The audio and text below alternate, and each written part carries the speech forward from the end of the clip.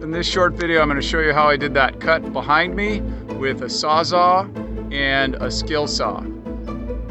Let's take a look at it. So the first thing I did was mark a line and then put my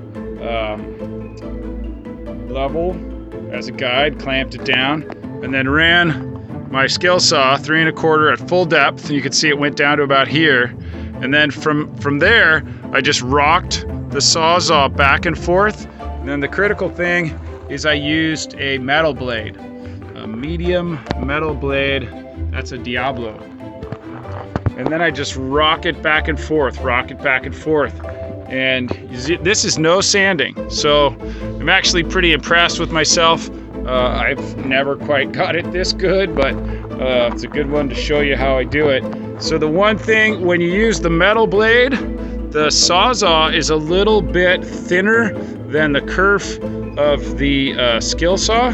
So you got to keep it flush to the cut side of your hole, the side that you're saving. And then when you're sawing, look straight down the blade, and then keep seesawing it back and forth, seesawing it back and forth. And then the longer, so never cut straight up and down like this. Always cut as the steepest angle that you can. And that steep angle is going to help you ride it as much on the hole as you can on the slit.